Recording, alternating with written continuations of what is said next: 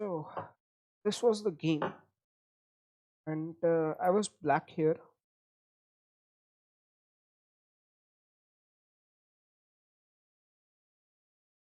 Just hide. So here, my opponent was white. Going to show you a very, the shortest game of my life. Here, it was a very quick and a very short game, even with respect to black. So my opponent opened with one d, and I immediately responded with d5 because I was prepared uh, with if he's going to go with London system, I'm going to transpose slave defense with the queen b6 line. So that is how you can play against London, right? So c4, he was about to go with queen gambit, right? But you can see he's 21-25, and I'm just 2080 in blitz rating. But he might be knowing this game. Just jumped with, and boom, we started.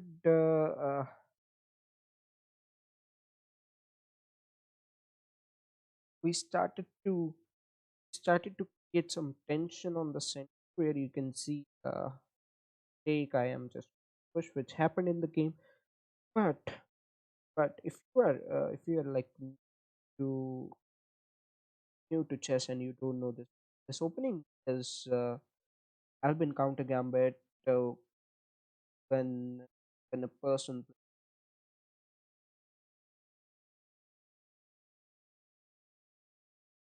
plays a Queen's Gambit, you can always go with the e5s e5 e5 line, which is quite good.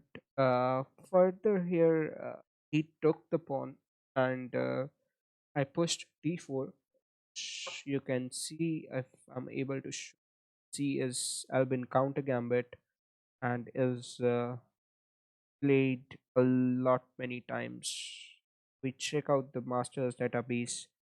Knight f3 here is the most accurate move, and it's most playable.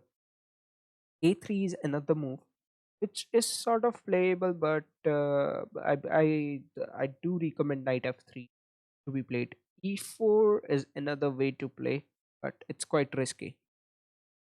Yeah, I never saw g3. So here my opponent played e3, which is a mistake, obviously, because you are challenging this pawn, but also this queen has an eye on your queen. So what happened in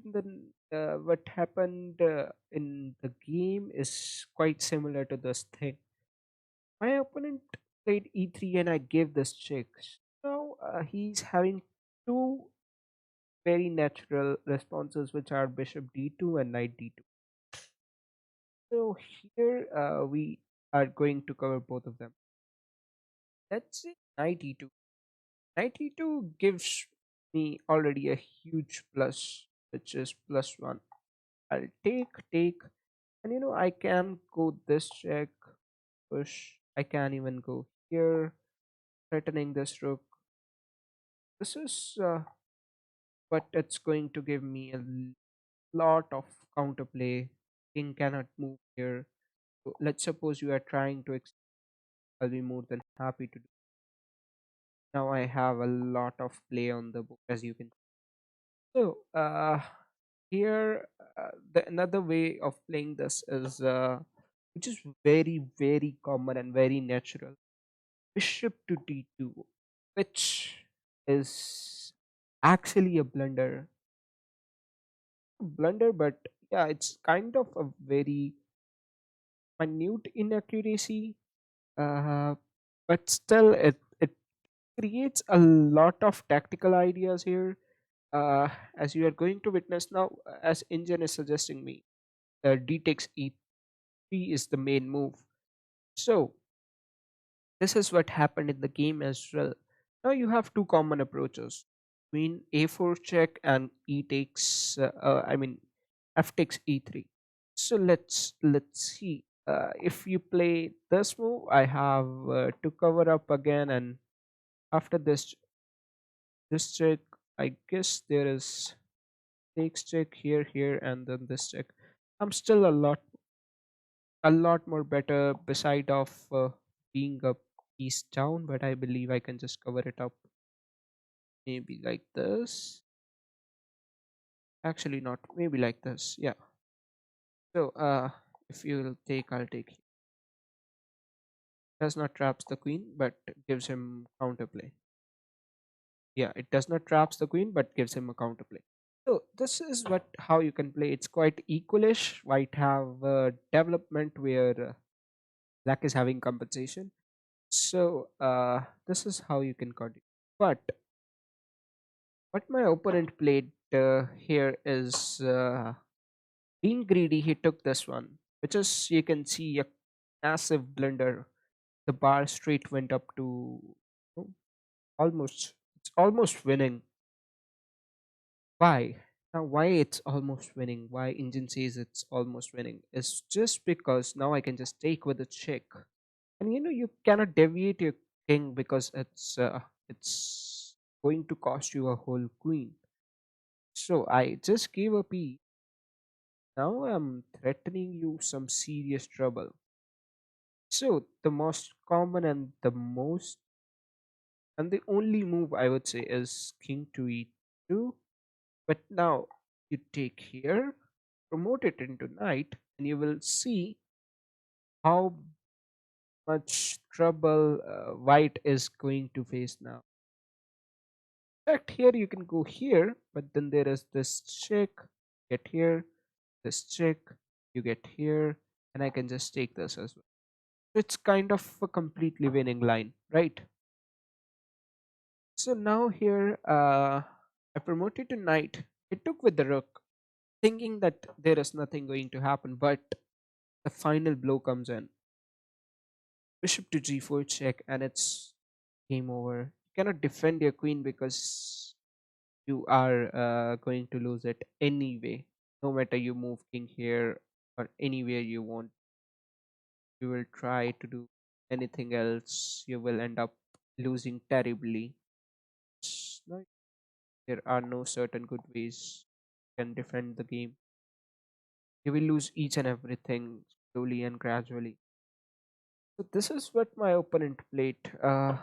He kind of rushed, and you can see after this move, it's just game over. You cannot defend from here. No matter how hard you play, no matter how good player you are, I'll just take here, get here. I'll promote knight. Even if you go here, there is this check. You push here, there is this check. Get here, I'll win a piece, and it's just game over. It's quite hard to defend from. I'll take the queen. I'll just get out of the way with my knight.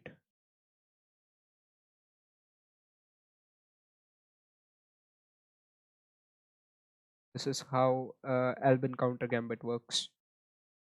And according to me, it's the best line I can ever play against a higher rated player. Even it's kind of a good line where if your opponent does not know how to handle it, it's just over in 8 moves. Further, I also want to show how it is actually played. There are some other ideas. Uh, this is one of the main ideas where both the persons are going to develop knights. Now, let's say this knight comes over here, this bishop here pins it. This is how it goes on. Transposes it into a Catalan kind of structure where you are currently out of this bishop and we are going to use long term diagonal. The castle is on the way. There are further very sharp lines which you can consider playing this open. So this was the game which I was about to show you and ended in 8 moves. You will see 93% accuracy. was just 47%. Cost him whole game.